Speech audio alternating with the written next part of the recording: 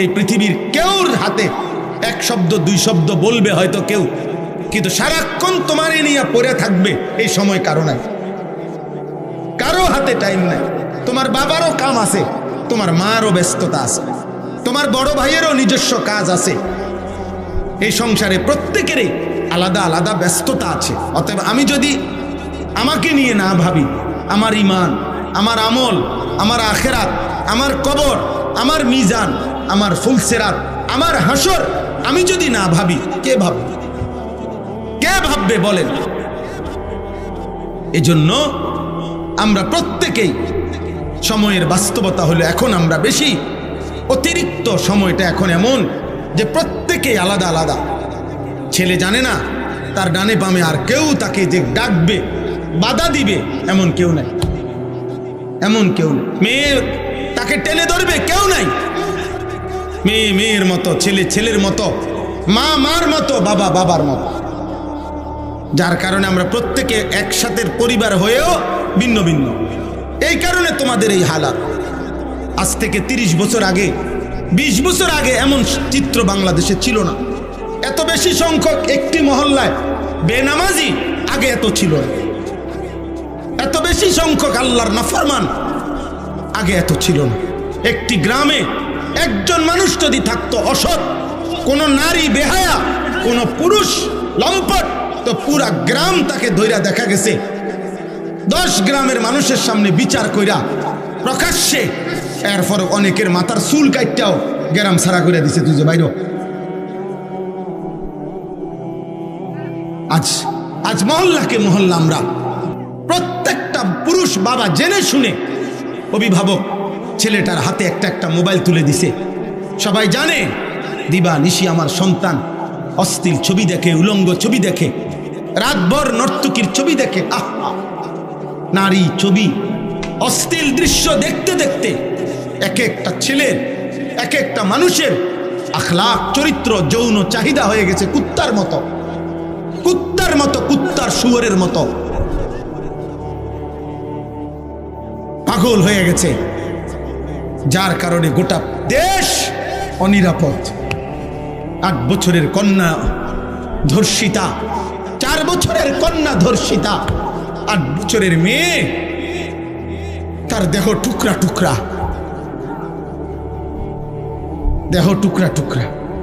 তোমাদের কাছে আমি একটা ছেলের কাছে বলি, আব্বা আমি রাজনীতির মানুষ না, কিন্তু আমার একটা কথা, আমার এই বাংলাদেশে 92% মুসলমানের বাংলাদেশে, যেই বাংলাদেশে 3 লক্ষের চাইতে বেশি মসজিদ আছে, প্রতিদিন 5 ওয়াক্ত নামাজের আজান হয়, চারিদিকে এত দাড়ি টুপিওয়ালা মানুষ, এত মসজিদ, এত মাদ্রাসা, 30 লক্ষের মতো তালেবে ইলম যেই বাংলাদেশে মাদ্রাসায় পড়ালেখা করে, সেই পবিত্র ভূমিতে 8 বছরের বাচ্চা মেয়ে যদি ধর্ষিতা হয়, 8 বছরের মেয়ে যদি তার শরীর কল্লা যদি আলাদা করে ফেলে, কাইটা টুকরা করে ফেলে, আগামীর সমাজ বাঁচবে কিভাবে? এই সমাজে তো তোমাদের বোনও আছে, তোমাদের কন্যাও তো আছে, বলো না ভাই? তোমাদের বোনরাও তো এই সমাজে বড় হবে, তোমাদের কন্যারাও তো এই সমাজে বড় হবে। ওদের নিরাপত্তা কোথায়? ওদের নিরাপত্তা কোথায়? তোমরা কি শুরু করছো কও? দিন নাই রাত নাই, এই এক মোবাইল নিয়ে তোমরা কি শুরু করছো বাবা? বলো, এত নারী, এত ছবি, এত মোবাইল দেখে তোমরা কি করবা? ছেলেদেরকে বলতেছি, তোমরা বলো ভাই, তোমার বোন আছে না? বলো না, তোমরা যারা এখানে ছেলে, তোমাদের ছোট বোন নাই? কথা বলে না? যারা এখানে বিবাহিত, আপনাদের ছোট কন্যা নাই?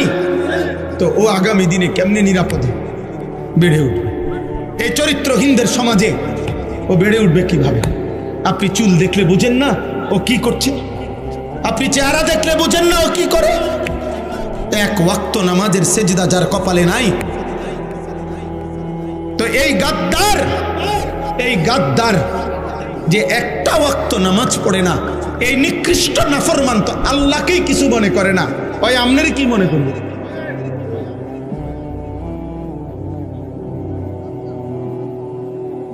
ও তার সৃষ্টিকর্তাকে কিছু মনে করে না, পালনকর্তাকে কিছু মনে করে না। আপনারা মনে করতেছেন যেমনে পারি জিফুতের লেগা হালাল হারাম জায়েজ না জায়েজ ঠকাইয়া ধোকা দিয়া যেমনে পারি পয়সা রোজগার করে তাগর জন্য ঘর দুয়ার রাখা যাইতে পারলে আমিও নিশ্চিত ওরাও কামিয়াব। না রে আব্বা, মানুষের প্রকৃত পরিচয় ঈমানের কাছে, মানুষের প্রকৃত পরিচয় আখলাকের কাছে, আখলাকের কাছে। আপনারা যারা উপার্জন করেন আপনারাও পাগল হয়ে গেছেন। আপনাদের টাকা দরকার শুধু, যার কারণে এটা সুদের হোক, এটা কিস্তির হোক, যেমনে হোক আমার টাকা লাগবে, আমার ফুদ বিদেশ পাঠাবো, আমি বাইক বিল্ডিং করব, আমি ঘরে ফার্নিচার কিনবো, আমি ঘরে টেলিভিশন কিনতে হবে, আমার টাকা দরকার। অতএব কিস্তি হোক, সুদ হোক, লোন হোক, যেমনে পারো টাকা লাগবে। সুদের টাকা দিয়া, কিস্তির টাকা দিয়ে যে সংসার গড়লেন, এই সংসার মানুষ হবে? কথা বলেন না কেন? বলে প্রতিবাদ করে। হারামখোরের সন্তান মানুষ হবে কেমনে? সুদখোরের সন্তান মানুষ হবে কেমনে? কিস্তিখোরের সন্তান মানুষ হবে কেমনে? উপার্জনকারী হইতে পারে, মানুষ হবে কিভাবে? আমার কথা সত্য মনে হইতে পারে, কিন্তু আপনি ইনসাফ করেন। আপনার বিবেক বলে আপনার কবরের জন্য আপনি নিয়ে যাচ্ছেন কি? আমরা যারা মরতে যাব, কবরে যাব, আপনার 4টা ছেলে একটাও নামাজ পড়ে না, আপনি কি নিয়ে যাচ্ছেন কবরে?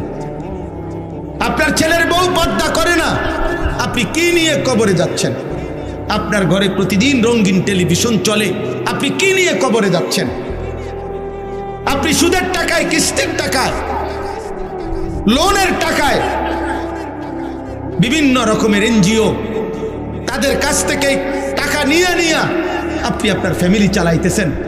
তো এই হারামের টাকা দিয়ে আপনি সংসার বড় করবেন কেমন? বলেন না আব্বা। উত্তম আখলাক তৈরি হবে কিভাবে? প্রত্যেকটা ছেলের হাতে একটা একটা মোবাইল তুলে দিলে, মেয়ের হাতে একটা একটা বড় মোবাইল তুলে দিলে ও আখলাক শিখবে কার কাছে? ও আখলাক শিখবে কার কাছে?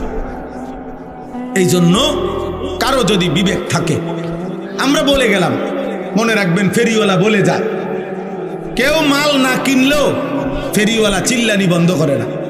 ফেরিওয়ালা প্রত্যেক গলিতে গলিতেই তার মালের ঘোষণা দেয়, বলতেই থাকে। হতে পারে 3 ঘন্টায়ও একজন কাস্টমার মেলে নাই, তারপরও ফেরিওয়ালা বলা বন্ধ করে নাই। আমরা ফেরিওয়ালা, আমরা বলে যাচ্ছি, আমরা আপনাদেরকে বলে যাচ্ছি, আপনারা দয়া করে ছেলেরা, বাবা তোমরা আল্লাহর দিকে ফেরো, তোমাদের এই চুল চেহারা ঠিক করো, তোমরা নারীর আকর্ষণ কমাও, মোবাইলের আসক্তি কমাও। বাবা, এই সমাজ অনিরাপদ। প্রতিদিন বাংলাদেশে 2 জিনিসের বাংলাদেশে মহামারীর মতো, এক হলো ধর্ষণ, আরেক হলো পরকীয়া। মহিলার স্বামী আছে, মহিলা অন্য পুরুষ তালাশ করে, পুরুষের স্ত্রী আছে কিন্তু এই নাফরমান অন্য মহিলা তালাশ করে। আহা, এই সমাজ টিকবে কেমনে? ছেলে মেয়ের পরিচয় আসবে কোত্থেকে? হালাল হারামের পরিচয় আসবে কোত্থেকে? হ্যাঁ বলো, বলো ভাই। আমি প্রত্যেক দিন চিল্লাই, তোমরা যারা এখন অবিবাহিত, আগামী 10 বছর পরে তোমরা বিয়ে করলে তো তোমাদের যেই বিবি, তোমাদের জন্য যেই কন্যা আল্লাহ চাইতো বিবাহ করবে, তো সেও তো এই সমাজেই বড় হইতেছে। তো এই চরিত্রহীনদের সমাজে সেও যদি ছবি আর মোবাইল আর হারাম প্রেমে আসক্ত হয়, তো তুমি উত্তম স্ত্রী, নেককার পবিত্র নারী কোত্থেকে পাবে? আসমান থেকে?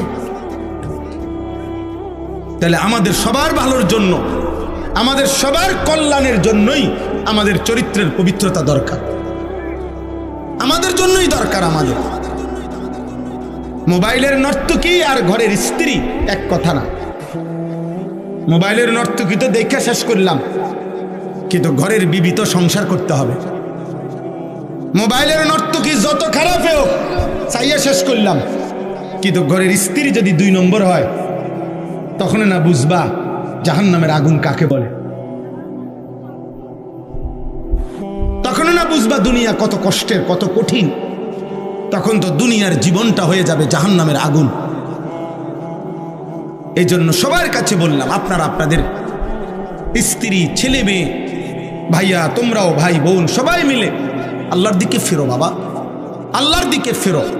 আমি শুধু একজন বক্তা হিসাবে বলি নাই, আমি আমার অন্তর থেকে বললাম, তোমরা এই চুল, চেহারা, এই লেবাস, এই পোশাক, এই সারাদিনের এই চলাফেরা, এটা সুন্দর না আব্বা।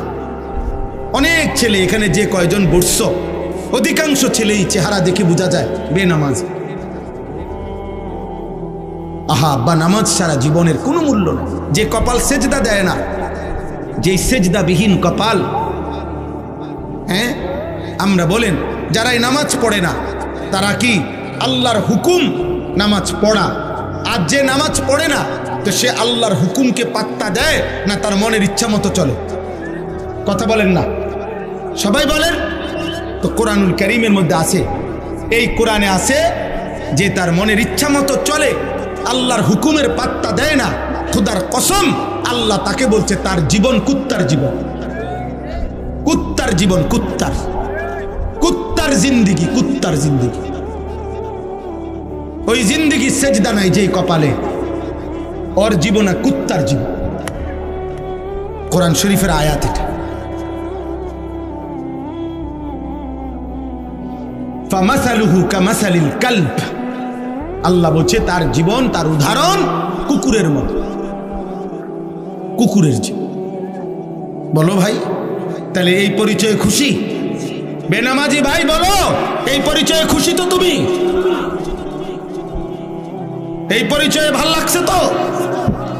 আল্লাহ যারে বলছে কুত্তার জীবন, পৃথিবীর অন্য মানুষে কি বলে তা দিয়ে আসবে কি যাবে? সৃষ্টিকর্তা বানানেওয়ালা কোম্পানি যেটা, ওনারা যদি, যারা বানায় কোম্পানি যদি বলে এটা 2 নম্বর, বাকি মানুষ এটা 1 নম্বর করলে কি লাভ? তো যিনি সৃষ্টিকর্তা তিনি বললেন তোর জীবন কুত্তার জীবন, তো অন্য কেউ তোমারে অন্য আরো অনেক কিছু করলে কি লাভ বললে? বুঝেন নাই কথা?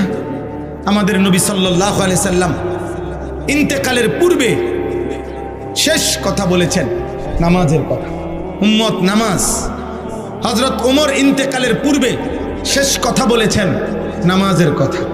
হযরতে খুবাইব শাহাদাতের পূর্বে শেষ কথা বলেছেন নামাজের কথা।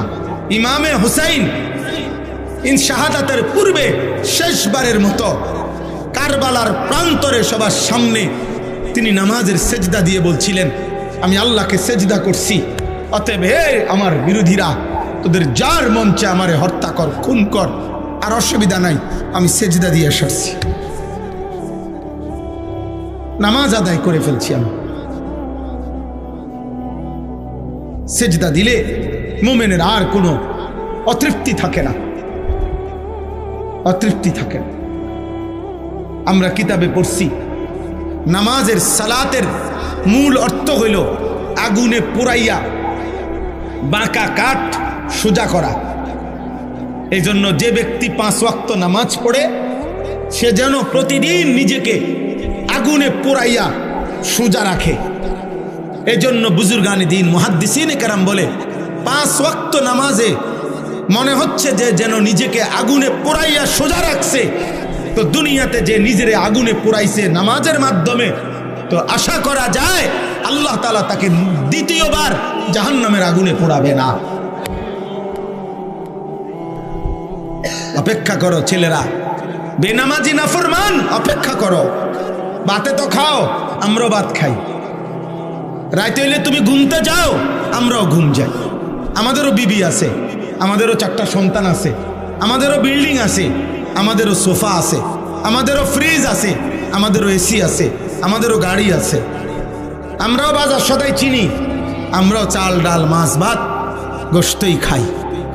অতএব দুনিয়া ইমানদার নাফরমান স্বাভাবিকভাবেই ভোগ করছে, কিন্তু আখেরাত,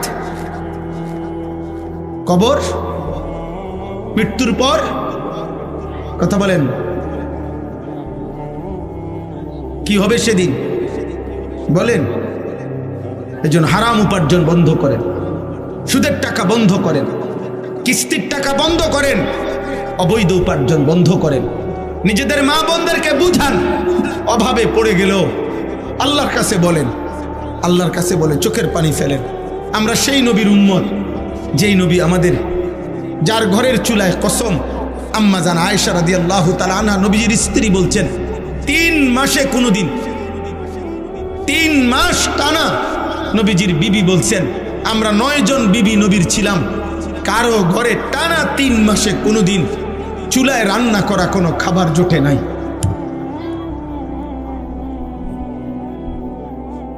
চুলায় রান্না করা কোনো খাবার জোটে নাই 3 মাস কোনোদিন। হযরত আয়েশার বনফুত বাগিনা জিজ্ঞেস করছে আম্মা, খালাম্মা, তাহলে আপনারা কেমনে বাঁচলেন? তিনি বলছেন এই 3 মাসই টানা প্রতিদিন শুধু খেজুর আর পানি খাইয়া জিন্দিগি কাটাস। নবীজির সাথে, নবীজি সহ আমরা পেটে পাথর বাঁধা ক্ষুধার কষ্টে সেই নবীর উম্মত। আমরা হারামখোর না, আমরা হারামখোর হব কেন? আমরা সুদখোর হব কেন? আমরা কিস্তেখোর হব কেন? আমরা নাফরমান হব কেন? আমাদের নবী তো ক্ষুধার্তের উদাহরণ দেখায় গেছেন যে উম্মত প্রয়োজনে পেটে পাথর বাঁধবা, কিন্তু আল্লাহকে ছাড়বা না, আল্লাহকে ছাড়বা না। হযরত ওমর রাদিয়াল্লাহু তাআলা আনহু ওনাকে ছুরি দিয়া ঘাই দিছিল ফজরের ওয়াক্তে। 10.5 বছর তিনি মুসলমানদের খলিফা ছিলেন। ছুরি দিয়া ওনার নারী বুড়ি বের করে দিছিল। এই নারী বুড়ি দিয়া মুখ দিয়া খাবার ওষুধ দিলে এদিক দিয়া বাইর হইয়া যাইত। আল্লাহর কসম কিতাবে আছে, এই অবস্থায় চাপ দিয়া নারী বুড়ি ধরে রাখাও 3 দিন তিনি বাইচা ছিলেন। এরপরেও ওই 3 দিন তিনি এই অবস্থাতেও 5 ওয়াক্ত নামাজ তিনি আদায় করেছেন।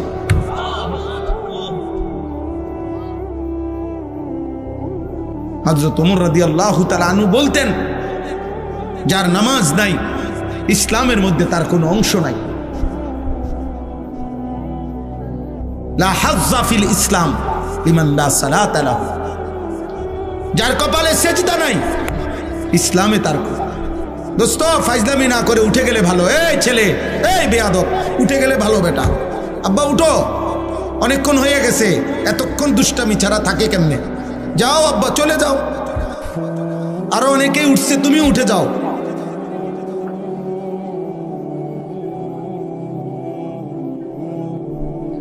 হ্যাঁ, এই সমাজের সবচেয়ে বড় মুসিবত, বন্ধু নামের অসৎ দুষ্ট অসংখ্য ছেলেকে ভালো থাকতে দেয় না। কোন মানুষের জীবনের সবচেয়ে বড় অভিশাপ অসৎ সঙ্গী, যে তাকে নষ্ট করে দেয়, যে তাকে গুনার আড্ডায়, নারীর আড্ডায়, জুয়ার আড্ডায়, মদের আড্ডায়, নেশার আড্ডায়, মোবাইলের আড্ডায় ভাসায় দেয়। অসংখ্য মায়ের স্বপ্ন বৃথা হয়ে যায় খারাপ বন্ধুর খপ্পরে। অসংখ্য বাবার স্বপ্ন বৃথা হয়ে যায় অসৎ সঙ্গের কারণে। বাবা হয়তো স্বপ্ন দেখছিল ছেলে আমার অনেক জ্ঞানী গুণী হবে, অসৎ বন্ধু শেষ করে। মা হয়তো স্বপ্নে দেখছিল, অনেক স্বপ্ন নিয়েছিল, বুকের মানিক আমার 2 বছর দুধ পান করাইছি, আশা ছিল মার, কিন্তু ওই বন্ধুদের খপ্পরে পড়ে নিয়ন্ত্রণ হারা। নিয়ন্ত্রণ একটা ছেলে বলো, নাই তো তোমরা একটা যদি মুসলমানের বাচ্চারা বলো যে তোমরা যারা এই বেঈমানের মতো চুল রাখছো, এটা তোমরা তোমাদের বাবাকে দেখে না। এই চুল তোমরা তোমাদের বাবার দিকে তাকাইয়া রাখো নাই, তোমার দাদা, তোমার নবী, তোমার মসজিদের ইমাম, তোমার প্রতিষ্ঠানের শিক্ষক, আর স্কুলের কোনো ছাত্র বলো, একটা স্কুলের ছেলে বলো, তোর স্কুলের যে টিচার বেটা, ওই টিচারের মাথারও তো এমন চুল নাই, তাহলে তুই কোন বেঈমানের থেকে এই চুল নিলি? বল বেটা, একটা ছেলে দাঁড়ায় বলবে, এটা তোর বাবার চুল, তোর দাদার চুল, এটা বল ভাই। লজ্জা না? তুমি আর বুঝানোর জন্য বলতিস, তুমি কও তোমার কোন স্কুলের টিচারের চুল এমন? বলেন, তাহলে ওরা কার থেকে নিল? এই মোবাইলের কোনো বেঈমান থেকে, সেলুনের কোনো মুশরিকের ছবি থেকে। বন্ধুদের কোনো অসৎ কোনো বন্ধুর সঙ্গ থেকে। দোস্ত তোর মতো চুল রাখুন, তো তোর বাপ কই? তো বাপ থেকে কি নিলা? তোমার মসজিদের ইমাম সাহেবের থেকে কি নিলা? তোমার স্কুলের, মাদ্রাসার, তোমার প্রতিষ্ঠানের শিক্ষকের থেকে তাহলে কি নিলা? বলেন। আপনারা চেষ্টা করেন, আপনারা ফেরান। আমরা একা সম্ভব না। মানুষের পরিবর্তন এটা তাবিজ না, এটা বড়ি না রে আব্বা। একটা বড়ি দিয়ে দিলাম, খাইলেই জুনায়েদ বাগদাদি। একটা ফু দিয়ে দিলাম, ফু দিলেই আব্দুল কাদের জিলানি। না, আব্দুল কাদের নিজে কোনো ফু দিয়ে হয়েছে না। আব্দুল কাদের জিলানি রহমতুল্লাহ আলাই, উনি এত বড় সাইয়্যিদুল আউলিয়া হয়েছেন ফু দিয়ে না। উনারে আরেকজনে ফু দিছে, আর উনি কি মেহনত করে হয় না? দয়া করে প্রত্যেকে কোরবানির সামনে নিজের জীবনের উপরে দয়া করে আমাদের এই সমাজটা সুন্দর করা দরকার। তোমরা ছেলেরা নামাজি হওয়া দরকার আব্বা। সমাজের চারিদিকে বিশৃঙ্খল, সারা বাংলাদেশে আজকে 3-4 দিন প্রতিবাদ চলতেছে। এই 8 বছরের কন্যা বোন, ফুটফুটে চেহারার এক বোন, মুসলিম মেয়ে রামিসা, এই ছোট্ট বোনকে এক দুষ্ট, এক নিকৃষ্ট নাফরমান ধর্ষণ করে তার শরীরটা টুকরা করে ফেলছে। এই বিভৎস দৃশ্য আমাদেরকে দেখতে হয়েছে এই দেশে। আমরা কোথায়? আমাদের ইসলাম কোথায়? এত মসজিদ, এত মাদ্রাসা, এত আজান।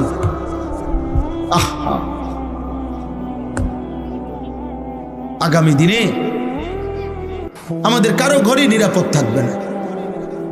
এই জন্য প্রত্যেকটা যুবক, প্রত্যেকটা মুসলমান দল মতের ঊর্ধ্বে উঠে আমাদের প্রত্যেকের দাবি এ কথা স্পষ্ট করা উচিত যে আমরা আমাদের এই বাংলাদেশে ধর্ষক ব্যভিচারীর শাস্তি প্রকাশ্য দিবালোকে সবার সম্মুখে দেখতে চাই। আমরা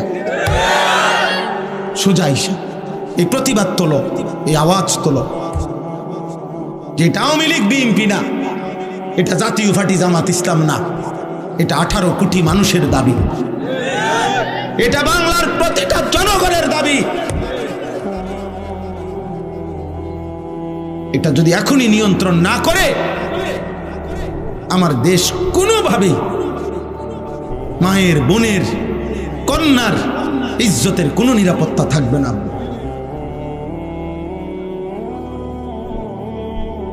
তোমরা চিন্তা করে দেখো তোমাদের সমাজ। আমি এবার একটা কথা বলি, আমি একবারও কিছু বলি নাই, শুধু আমি ইচ্ছা করে বোঝানোর জন্য যে ভাই দেখো যে এইখানে যে ছেলেগুলো এতক্ষণ ধরে দুষ্টমি করতেছে এরা মুসলমান, এদের নিশ্চিত মা বাবা আছে, এরা এই সমাজেই বড় হইছে, কিন্তু আল্লাহর কোরআন মাহফিল কোনো কিছুই এদের হৃদয়ে এক জাররা কোনো আসর করে না। বুঝছনি ভাই? না কিছু বলার দরকার নেই, কিন্তু তোমাদের বিবেক যে আমাদের সমাজের পতন, অধপতন কোথায় গেছে? কোনো মসজিদ, কোনো মাহফিল, কোনো মাদ্রাসা, কোনো আজান, কোনো কিছুই আমাদের এই নতুন জেনারেশনের হৃদয়ে দাগ কাটে না। তাহলে আমাদের ভবিষ্যৎ কি? এভাবে আগামী 10 বছর পরে আমরা কোথায় যাব? আমাদের 10 বছরের বাচ্চা যদি নিয়ন্ত্রণ হারা হয়, আমাদের 14 বছরের বাচ্চা, এত ছোট বাচ্চাও যদি আমাদের নিয়ন্ত্রণ হারা হয়, যে আমাদের বাবা, চাচা, মুরব্বী কারো কথাই শুনে না, তাহলে আমাদের ভবিষ্যৎ কি? আল্লাহ আমাদেরকে বুঝার তৌফিক দান করেন, আল্লাহ আমাদেরকে সুস্থতার হায়াত দান করেন। আমি সবার কাছে অনুরোধ করলাম, আল্লাহকে ভালোবাসা দরকার। এই আয়াত, 2টা আয়াত শুধু পড়ছি, তর্জমা বলি তাইলে কথা শেষ। আল্লাহ তাআলা বলেন, একটু শোনেন শুধু এবার, ওয়াল বুদনা জাআলনাহা লাকুম। আল্লাহ বলেন কুরবানির জন্য যেই প্রাণীগুলো নির্ধারণ করা হয়েছে এগুলো আমি আল্লাহ নির্ধারণ করেছি। যেই প্রাণীগুলো দিয়ে কোরবানি দেওয়া হয়, এগুলো দিয়ে কোরবানি দেওয়া যাবে, এই সিদ্ধান্ত, এই নির্ধারণ কে করেছেন? আল্লাহ। মিন শাআইরিল্লাহ। আল্লাহ বলেন যেই প্রাণীগুলো কোরবানির জন্য নির্ধারিত হয় মানুষ যখন সিদ্ধান্ত নেয় এই গরুটা আমি কোরবানি করব, এই ছাগলটা আমি কোরবানি করব, আল্লাহ বলেন সাথে সাথে এটা আমি আল্লাহর নিদর্শন হয়ে যায়, আমার হয়ে যায়। কোরবানির প্রতিটা প্রাণী কার? আল্লাহ বলেন আমার, আমার এটা আমার হয়ে যায়।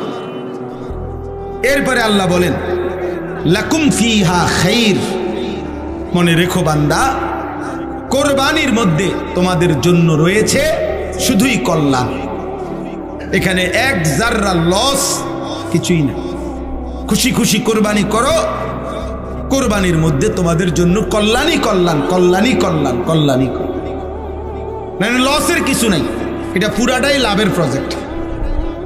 কোরবানির পুরা প্রজেক্টটাই কিসের প্রজেক্ট? লাভের, লাভের, লস নাই এখানে, লস নাই।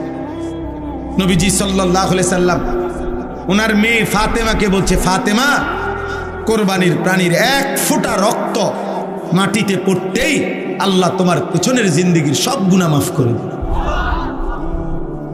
নবীজি বলছেন, হে আমার উম্মত, কোরবানির রক্ত জমিনে পড়তেই আল্লাহ তাআলার নিকট তা পৌঁছে এবং তোমার জন্য নির্ধারিত নেকি বরাদ্দ হয়ে যায়।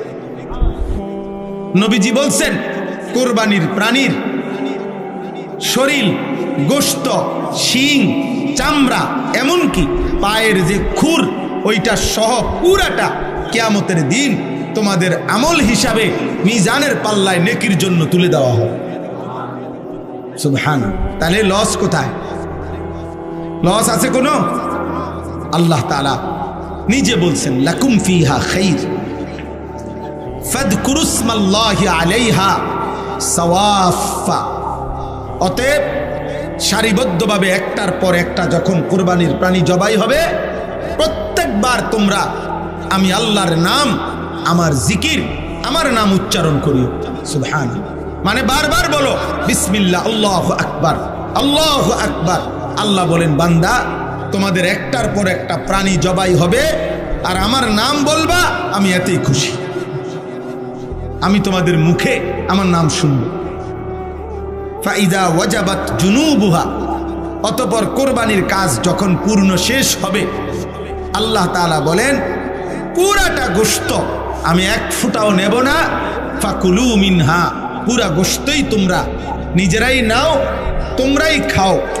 ওয়া আতইমুল কানিআ ওয়াল মু'তার, আত্মীয় স্বজনকেও খাওয়াও, গরিব দুঃখীকেও খাও। কাযালিকা সাখখারনাহা লাকুম লাআল্লাকুম তাশকুরুন। আল্লাহ বলেন, এই প্রাণীগুলো কোরবানির জন্য আমি তোমাদেরকে দিয়েছি। কেন? আবার খাইতে অনুমতি দিছি কেন? যেন তোমরা আমি আল্লাহর শুকর আদায় করতে পারো। কার শুকর? আল্লাহর শুকর। লান ইয়ানালাল্লাহা লুহুমুহা ওয়ালা দিমাউহা ওয়ালাকিন ইয়ানালুহুত তাকওয়া মিনকুম। আল্লাহ তাআলা বলেন, তোমাদের কোরবানির গোশত, রক্ত কিছুই আমার কাছে পৌঁছে না, লাগে না আমার। আমি শুধু তাকওয়া চাই, গুনাহমুক্ত জীবন চাই। আমি তোমাদের গুনাহমুক্ত চাই, আমি তাকওয়া চাই, আমি দিলটা চাই, আমি অন্তরে আমার ভয় আছে কিনা, আমি আল্লাহর ভালোবাসা আছে কিনা, আমি শুধু এটাই দেখতে চাই। আমি দেখতে চাই তাকওয়া আছে কিনা, মানে গুনাহমুক্ত কিনা। এজন্য হারামের টাকা দিয়ে কোরবানি হয় না, সুদের টাকা দিয়া কোরবানি হয় না, কিস্তির টাকা দিয়া কোরবানি হয় না, ঘুষের টাকা দিয়া কোরবানি হয় না, ওজনে কম দেওয়া উপার্জনের টাকা দিয়া, বাটপারি, সিটারি, 2 নম্বরই 6 নম্বরই করে উপার্জিত টাকায় কোরবানি দিলে পৃথিবীবাসী বাহাবা দিতে পারে, কিন্তু উপরের দিকে যাবে না, উপরের দিকে যাবে না। সবচেয়ে ভয়ঙ্কর কথা হলো, কোন হারাম উপার্জনকারী হারামের টাকা দিয়ে যদি কোরবানিতে শরিক হয়, তাহলে বাকি শরিক কারো কোরবানি হবে না, কারো কোরবানি হবে। হ্যাঁ হ্যাঁ, ওই জন্য আল্লাহ তাআলা বলছে আমি শুধু তাকওয়া চাই। এজন্য আমি প্রায় বলি, কোরবানির দিন গরু জবাই হয়, যখন পশু জবাই হয়, সবাই তাকায় ওই গরুটার দিকে, আল্লাহ তাআলা তাকায় বান্দার দিলের দিকে। সবাই তাকায় জন্তুর দিকে, রব তাকায় বান্দার অন্তরের দিকে। অন্তরে আল্লাহর ভয় আছে কিনা, গুনাহমুক্ত কিনা।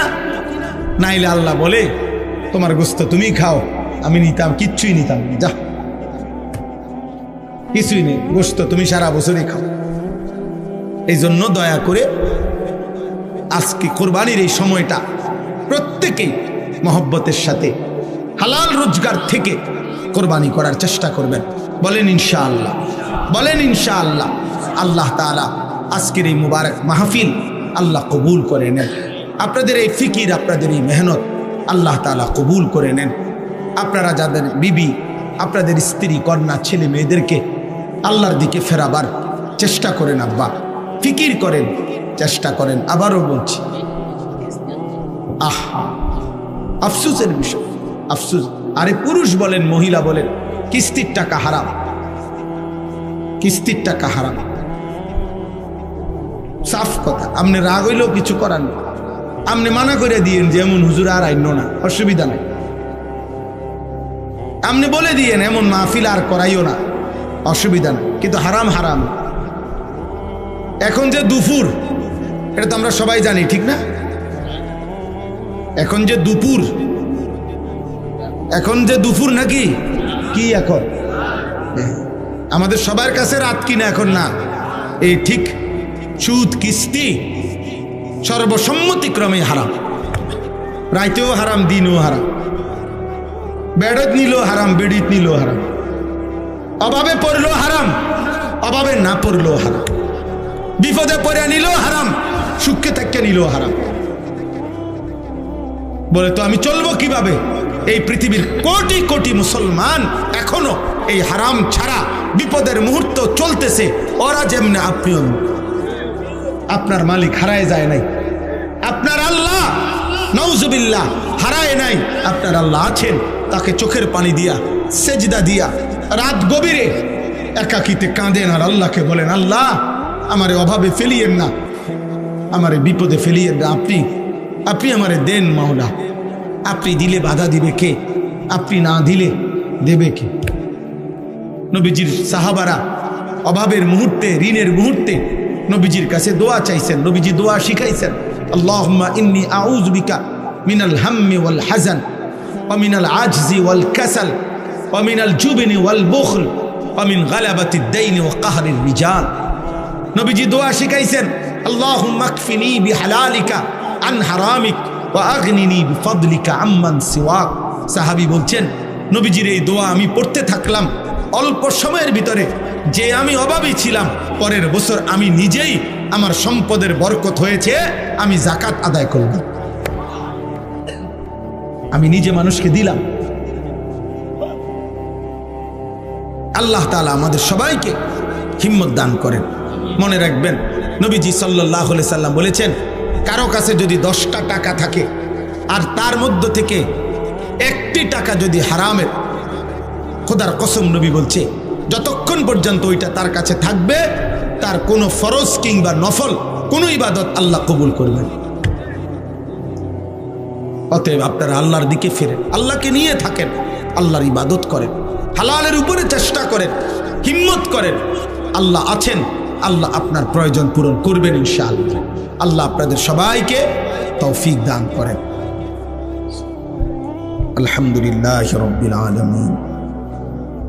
اللهم أنت السلام ومنك السلام تباركت يا ذا الجلال والإكرام يا أرحم الراحمين يا أرحم الراحمين يا أرحم الراحمين ربنا ظلمنا أنفسنا وإن لم تغفر لنا وترحمنا لنكونن من الخاسرين ربنا آتنا في الدنيا حسنة وفي الآخرة حسنة وقنا عذاب النار ربنا وآتنا ما وعدتنا على رسلك ولا تخزنا يوم القيامة إنك لا تخلف الميعاد رب ارحمهما كما ربياني صغيرا ربنا هب لنا من أزواجنا وذرياتنا قرة أعين واجعلنا للمتقين إماما مولاي كريم রাত অনেক গভীর মাওলা, মেহেরবান মালিক, আপনি আমাদের জিন্দেগির সমস্ত গুনাহ মাফ করে দেন, পেছনের জীবনের সব গুনাহ মাফ করে দেন, আগামী জীবন আপনি সুন্দর করে দেন, ঈমান আমল দান করেন, ইজ্জত আফিয়ত দান করেন, তাকওয়া তাহারত দান করেন, হিম্মত ইস্তেকামত দান করেন, ইখলাস দান করেন, সেজদাওয়ালা কপাল বানিয়ে দেন, কাঁদনেওয়ালা চোখ বানিয়ে দেন, সিকিরওয়ালা জবান বানিয়ে দেন, মোহব্বতওয়ালা দিল বানিয়ে দেন, সুন্নতওয়ালা জীবন বানিয়ে দেন। আল্লাহ আল্লাহ, জীবনের প্রতিটা ক্ষণ আপনাকে মেনে চলার তৌফিক দান করেন। আল্লাহ, কত রাত গেছে মাওলা, আপনাকে একটা সেজদাও দেই নাই মাওলা, কত রাত গেছে মাওলা, আপনাকে একটা সেজদাও দেই নাই, কত দিন পার হয়ে গেছে একটা সেজদাও দেই নাই, তবু আপনি রিজিক বন্ধ করেন নাই, আলো বাতাস নিঃশ্বাস আপনি বন্ধ করেন নাই। আপনি মেহেরবান, আপনি গফফার, আপনি গফুর, আপনি রহমান, আপনি রাহিম, আপনি সত্তার, আপনি মাফ করে দেন, আপনি মাফ করে দেন। আল্লাহ, কিশোর যুবক ছেলেগুলোকে মাফ করে দেন। আল্লাহ, নওজোয়ান ছেলেগুলোকে নামাজি বানিয়ে দেন, চরিত্রবান বানিয়ে দেন, উত্তম আখলাকওয়ালা বানিয়ে দেন। মোবাইল আর নারীর আসক্তি থেকে আল্লাহ হেফাজত করেন। আল্লাহ, সমস্ত কবরবাসীদেরকে মাফ করে দেন, কিয়ামত পর্যন্ত কবরের আযাব মাফ করে দেন, কবরগুলোকে জান্নাতের টুকরা বানিয়ে দেন, অসুস্থ বিমারি যারা শিফা করে দেন, প্রত্যেকের হালাল রুজি রোজগারে বরকত দান করেন, শহরে বন্দরে প্রবাসে বিদেশে প্রত্যেকের নিরাপদে রাখেন, সহি সালামতে রাখেন। বাবা চাচা বয়স্ক মুরব্বীদেরকে নেক আমল আরো করবার তৌফিক দেন, মা বোনদেরকে পর্দা পুশিদা দান করেন, আবেদা সালেহা মা ফাতেমা রাবেয়া বসরিয়ার মতো বানিয়ে দেন। আল্লাহ, হারাম রোজগার হারাম উপার্জন থেকে আমাদেরকে হেফাজত করেন, সুদ ঘুষ কিস্তি হারাম রোজগার থেকে আল্লাহ প্রতিটা মুমিন পুরুষ নারীকে আপনি হেফাজত করেন, আপনি হেফাজত করেন, আপনি মাফ করে দেন। আজকের এই মাহফিল আপনি কবুল করে নেন। আল্লাহ, নওজোয়ানদের এই আয়োজন আপনি কবুল করে নেন। আগামী দিনেও আল্লাহ এমন সুন্দর ইন্তজাম করার তৌফিক দান করেন। আল্লাহ, অনেক প্রবাসী ভাই এই মাহফিলে সহযোগিতা করেছে, পরামর্শ দিয়েছে।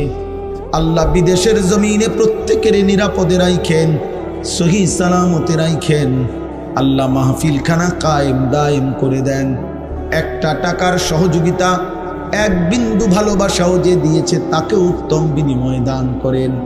উলামায়ে কেরামকে হায়াতে তাইয়্যিবা আফিয়া দান করেন। আল্লাহ, উলামায়ে কেরামকে উম্মতের ফিকির দান করেন। আল্লাহ, গত কুরবানি মহব্বতের সাথে আদায় করবার তৌফিক দান করেন। হারাম রোজগার থেকে বিরত থেকে হালাল উপার্জন থেকে কোরবানি আদায় করার তৌফিক দান করেন। আল্লাহ, সকলকে কবুল আর মনসুর করেন। রব্বির হামহুমা কামা রব্বায়ানি সগীরা। সাল্লাল্লাহু তাআলা আলা খাইরি খালকিহি মুহাম্মাদিন ওয়া আলিহি ওয়া আসহাবিহি আজমাইন।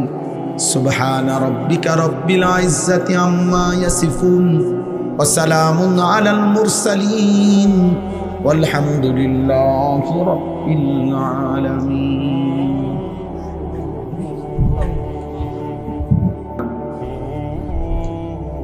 মান ইয়াহদিহিল্লাহু ফালা মুদিল্লা লাহু ওয়া মান ইউদ্লিলহু ফালা হাদিয়া লাহু। ونشهد أن لا إله إلا الله وحده لا شريك له ونشهد أن سيدنا وحبيبنا ومولانا محمدا عبده ورسوله. أما بعد فأعوذ بالله من الشيطان الرجيم. বিসমিল্লাহির রহমানির রহিম ওয়াল বুদনা জাআলনাহা লাকুম মিন শাআইরিল্লাহ من شعائر الله لكم فيها خير فاذكروا اسم الله عليها صواف فإذا وجبت جنوبها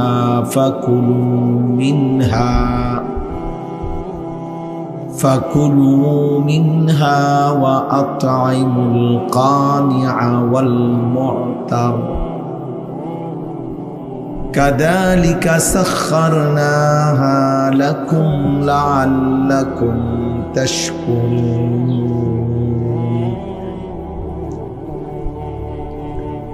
لن ينال الله لحومها ولا دماؤها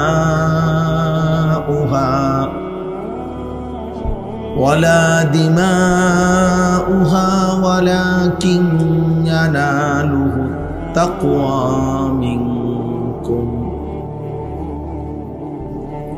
كذلك سخرها لكم لتكبروا الله على ما هداكم وبشر المحسنين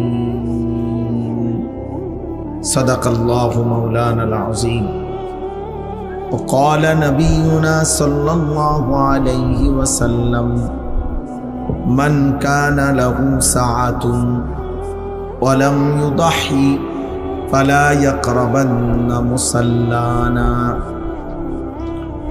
اللهم صل على محمد وعلى آل محمد كما صليت على إبراهيم وعلى آل إبراهيم إنك حميد مجيد اللهم بارك على محمد وعلى آل محمد كما باركت على إبراهيم وعلى آل إبراهيم إنك حميد مجيد سبحانك لا علم لنا إلا ما علمتنا إنك أنت العليم الحكيم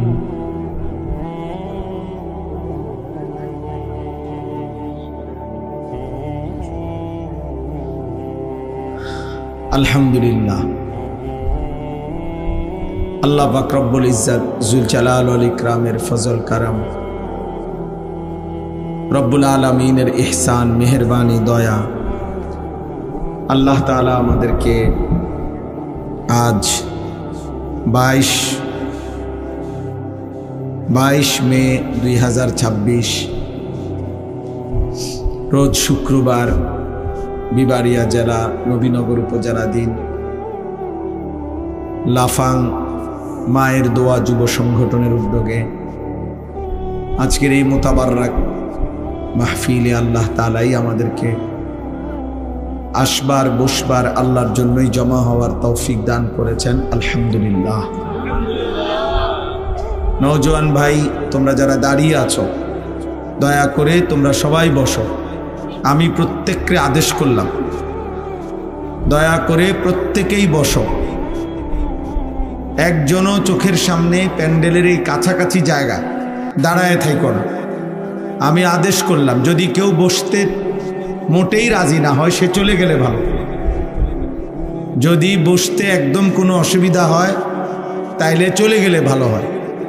যার যার ব্যক্তিগত কাজ থাকলে, ঘুম থাকতে পারে, অন্য কোনো কাজও থাকতে পারে, চলে গেলে ভালো।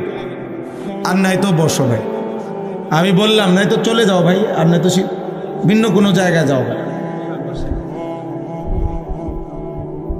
যেটা পছন্দ হয়। হয়তো শুনলেন বসলেন, নাই তো নিজের কাজ করলেন। এই যে আপনারা বসেন, নয়তো অন্য কোথাও যান। এটা তো আসলে এই যে ছোট ছেলে, এই ছেলে বসো বাবু, যার যতক্ষণ ধৈর্য কুলায়, বসার পরে আবার যাওয়ার অনুমতি আছে, যে যখন মন চায় চলে যাবে, আমি অনুমতি দিলাম, কোনো অসুবিধা নেই, আমার পক্ষ থেকে অনুমতি দিলাম। 1 মিনিট পরে চলে যাবেন, কোনো অসুবিধা নেই, আপনি যান। আল্লাহর কথা অল্প শুনলেও নেকি, বেশি শুনলেও নেকি, শুনলেই নেকি। এজন্য প্রত্যেকে বসে শুনলে ভালো। শুধু শুধু এই ঘোরাগাড়ি হাঁটাহাঁটির মধ্যে তেমন কোনো ফায়দা না। এর চাইতে ঘুমাইলে ভালো, এর চাইতে শুয়ে গেলে ভালো। 2 নম্বর কথা হইল, ঘোষণার সময় উনি বললেন মোবাইল হাতে ধরে না রাখতে। এখন আমি আবারও বললাম, এই চোখের সামনে যারা বসছেন, হাতে মোবাইল ধরে একজনও, ছেলেরা ভাই ভিডিও বা রেকর্ড করা যাবে না। আমি স্পষ্ট বললাম, এরপরে আমি যাকেই দেখব ধমক দিয়ে বাইর করে দেব। কোনোভাবেই এটা করা যাবে না। মোবাইল হাতে ধরে রাখলে, ধৈর্য ধরতে না পারলে, সবরের সাথে শুনতে না পারলে উনিও চলে গেলে পারেন। আমার ব্যক্তিগতভাবে এটা কোনো নির্বাচনী প্রচারণা না, জনসভা না, আমার কোনো দল ভারী করা না, যে ধীরে ধীরে আমার জনপ্রিয়তা বাড়াচ্ছি, দল ভারী করতেছি, এমন কিছু না। আল্লাহর কথা বলা উদ্দেশ্য, কম কিংবা বেশি কোনো অসুবিধা নাই, কম কিংবা বেশি কোনো অসুবিধা নাই। কমের কাছে বললেও সওয়াব, বেশির কাছে বললেও সওয়াব। আল্লাহর কথা বললেই নেকি, শুনলেই নেকি, আয়োজন করলেই নেকি। এ পুরা প্রজেক্টটাই লাভের প্রজেক্ট, লসের কোনো প্রজেক্ট। এখানে বললে কোনো লস নাই, শুনলেও লস নাই, আয়োজন করলেও কোনো কি নাই, লস নেই। আল্লাহর পথে যা কিছু ব্যয় হয় ওখানে কোনো লস হয় না, লস হয় না, এখানে লাভেই লাভ। কোরআনুল কারীমের মধ্যে আছে, আল্লাহ তাআলা বলেন, ওমান আহসানু কাওলাম মিম্মান দাআ ইলাল্লাহ, যে মানুষকে আল্লাহর দিকে ডাকে তার চাইতে সর্বোত্তম সুন্দর কথা আর কার হতে পারে? অর্থাৎ তার চাইতে সুন্দর কথা আর কারো না। সবচেয়ে সুন্দর দামি কথা হচ্ছে ওই কথা, যে কথা দ্বারা কেউ মানুষকে আল্লাহর দিকে ডাকে, আল্লাহর দিকে ডাকে। আল্লাহ তাআলা বলছে, তোমাদের পারস্পরিক যত কথাবার্তা আছে সব কথার মধ্যেই, অধিকাংশ কথাতেই কোনো নেকি নাই, কল্যাণ নাই। কেবল 3টি কথার মধ্যে কল্যাণ আছে। আল্লাহ কোরআনে বলছে, লা খায়রা ফি কাসীরিম মিন নাজওয়াহুম ইল্লা মান আমারা বিসাদাকাতিন আও মা'রুফিন আও ইসলাহিম বাইনান নাস। আল্লাহ তাআলা বলেন, তোমাদের অধিকাংশ কথাবার্তার মধ্যে কোনোই কল্যাণ নেই, কেবল 3টি কথার মধ্যে কল্যাণ আছে। 1 নাম্বার, যে কাউকে আল্লাহর পথে খরচ করতে বলে, ভাই আল্লাহ সম্পদ দিছে, আপনি যাকাত দেন, কোরবানি করেন, হজ করেন, মসজিদ মাদ্রাসায় দান করেন, এতিম গরিব অসহায় বঞ্চিতকে দান করেন। এই যে আল্লাহর পথে খরচ করতে যে বলে, কাউকে বুঝায় বলে, তার বলতে গিয়ে যত শব্দ সে বলছে তাকে, সবটার মধ্যে নেকি আছে।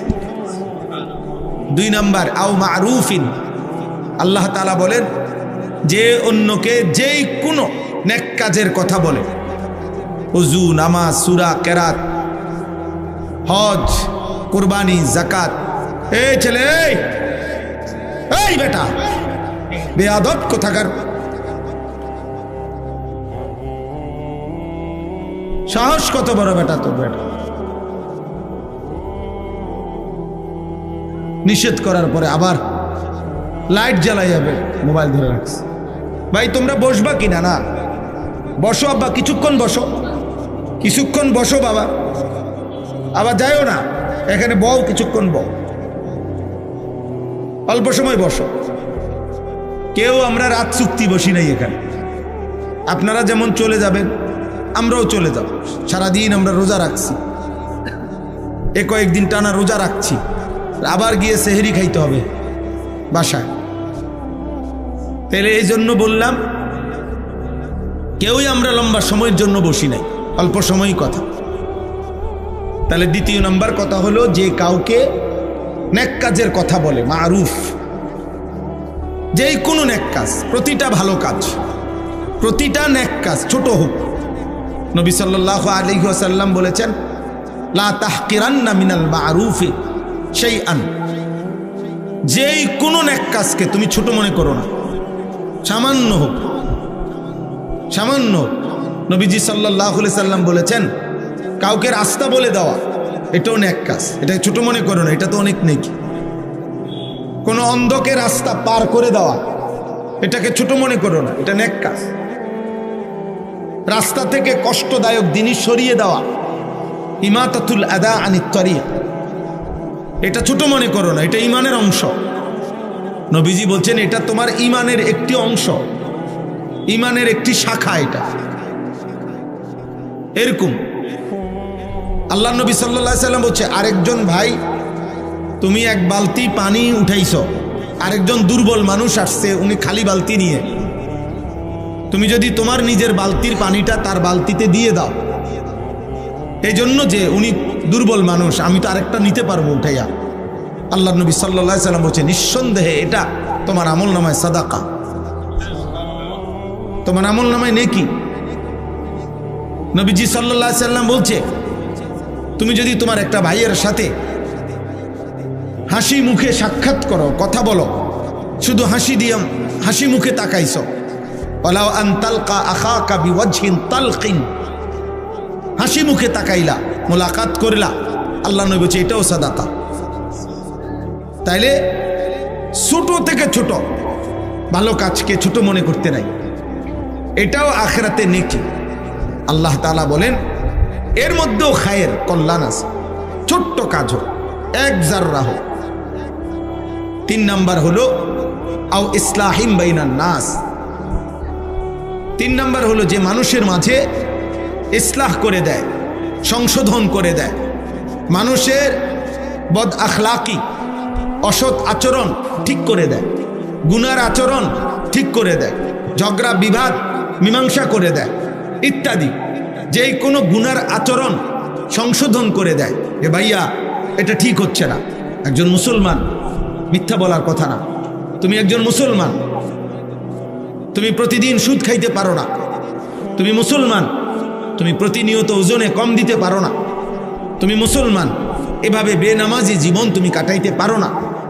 এইভাবে যে কাউকে ইসলাহ করে, সংশোধনের চেষ্টা করে, পরিবর্তনের চেষ্টা করে, আল্লাহ তাআলা বলেন তার প্রত্যেক কথার মধ্যেই নেকি আছে। সুবহানাল্লাহ। তাহলে কয়টা হলো? 3টা। 1 নাম্বার হলো যে কাউকে আল্লাহর পথে খরচ করতে বলে, 2 নাম্বার হলো যে কাউকে যে কোনো নেক কাজের কথা বলে, 3 নাম্বার হলো যে মানুষের মাঝে সংশোধন করে, ইসলাহ করে দেয়। আল্লাহ তাআলা বলেন, এই কাজগুলো যে করবে, আমি আল্লাহ ওয়াদা দিলাম, যদি আমার সন্তুষ্টির জন্য করে, আমি তাকে সর্বশ্রেষ্ঠ বিনিময় জান্নাত দান করব। ওমান ইয়াফআল যালিকা বিতিগা মারদাতিল্লাহ ফাসাউফা নুতিহি আজরান আযীমা, যে কাজগুলো করবে আমি আল্লাহ তাআলা সন্তুষ্টির জন্য যদি করে থাকে, আমি তাকে সর্বশ্রেষ্ঠ বিনিময় জান্নাত দেব। এই জন্য অল্প হোক বেশি হোক, নেক কাজ, নেক কাজের পরিবেশ, নেক কাজের মজমা, এর মধ্যে লাভই লাভ, এখানে লসের কিছু। এজন্য নওজোয়ান ভাই, কিশোর ভাই, প্রিয় সন্তান, সবার কাছে অনুরোধ, আল্লাহর কথা মনোযোগ দিয়ে শুনলে ভালো হবে, ভালো হবে, বুঝার নিয়তে শুনলে বরকত হবে। 24 ঘন্টা খামখেয়ালি, অবহেলা, এটা কোনো জীবন না। সারাদিনে আপনি বুঝেন না, কখনোই বুঝেন না আল্লাহকে, ইসলামকে, এটা আসলেই অসভ্যতা, মূর্খতা, বর্বরতা, এটা শয়তানের ওয়াসওয়াসা, এটা ইচ্ছাপূর্বক গাফলতি, খামখেয়ালি। আপনি কখনোই বুঝেন না, আপনি বুঝতেই চেষ্টা করেন, আপনি পাত্তাই দেন না, এটা অসভ্যতা, এটা গোঁড়ামি, এটা গাদ্দারি, এটা সীমা লঙ্ঘন। এটা বাড়াবাড়ি আব্বা, নয়তো সৃষ্টিগতভাবে জন্মগতভাবে আল্লাহ তাআলা প্রত্যেক মানুষের ভিতরে, পুরুষ কিংবা নারী, সকলের মধ্যে আল্লাহকে মানার যোগ্যতা দিয়েছে। সৃষ্টিগত যোগ্যতা এটা। মানুষ অন্যান্য কর্মের অনেক কিছু শিখে, বয়সে শিখে, দুনিয়ায় অনেক কিছু মানুষ শিখে। এবারটা রিক্সা চালাইতে পারে, ও অটো চালাইতে পারে, ও সিএনজি চালাইতে পারে, ও গাড়ি চালাইতে পারে, ও বিমান চালাইতে পারে, ও পড়াইতে পারে। এগুলা পরবর্তীতে শিখছে দুনিয়াতে উপার্জনের জন্য, চলার জন্য। এগুলা একজনে পারে, আরেকজনে পারে না। আমার ড্রাইভার গাড়িটা চালাইতে পারে, আমি চালাইতে পারি না। আমি এটা স্টিয়ারিং ধরতেও পারবো না, বুঝিও না, আমি এটার 100টাও বুঝি না।